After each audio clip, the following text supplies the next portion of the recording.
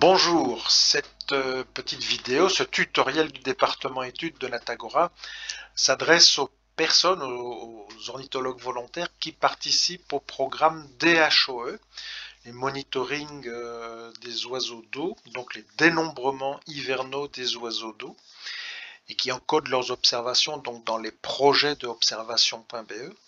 Et cette vidéo s'adresse également aux mêmes personnes peut-être, ou aux autres ornithologues qui participent au monitoring, au suivi permanent de l'avifaune, le SPA, par liste complète, notamment en faisant des transects sur le terrain et où les données sont encodées directement sur smartphone avec l'application OpsMap ou iOps. En fait, la bonne nouvelle, c'est qu'on peut participer aux deux monitorings simultanément. Les données de l'un et de l'autre pourront être partagées dans les deux programmes. Comment faire? Eh bien, quand on fait un transect, là ici j'ai fait un transect sur OpsMap avec mon smartphone Android. J'ai longé l'étang du Grand Vivier, qui est un étang qui participe, donc qui est repris dans le monitoring DHOE.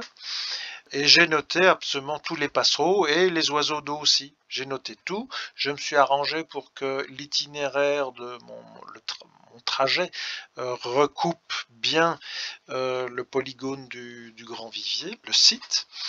Et donc j'ai encodé hérons cendrés 1, mais aussi les bruants jaunes, les roitelets huppés, bernache du Canada, grive draine, grive litorne. Bon, ce sont des données intéressantes, aussi bien l'une que l'autre, aquatiques ou passereaux. J'ai téléchargé, comme on le voit à l'écran, j'ai téléchargé sur observation.be. Et maintenant, il suffit que je fasse mon rapport DHOE en allant rechercher ce même transect. Alors, je reviens sur l'écran d'accueil et je vais donc dans Projet. Je commence à faire mon rapport DHOE de ma visite. Je sélectionne Projet. Je sélectionne DHOE Wallonie et je vais tout de suite faire l'encodage de ma visite. Visite, je sélectionne le site, Gauzet. À Gauzet, il y a deux sites qui sont repris dans le DHOE. Je prends le Grand Vivier. Et ici, j'avais fait mon transect à une date qui n'a rien à voir avec les DHOE, mais disons que c'est le cas. Le 1er janvier le 9 janvier 2021, pardon. Je remplirai tout ça, toutes ces métadonnées après, sauf ceci, à un paquet. Et vous voyez ici, en dessous de l'écran, en dessous de la carte, je peux importer le transect mobile qui aurait été fait à cette date-là, le 9 janvier. Je clique, il cherche un peu,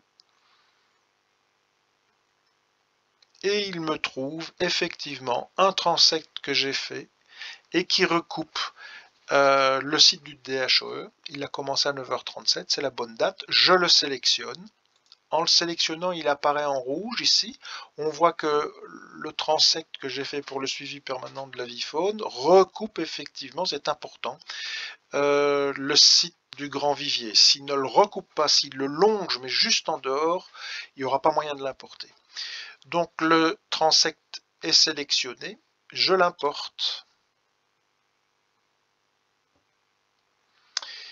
Et tout de suite, il m'enregistre pour le DHOE. Les deux seules espèces aquatiques que j'ai vues ce jour-là, c'était très peu fourni évidemment, vu que l'étang était totalement gelé. 2 hérons cendrés et 53 bernaches du Canada.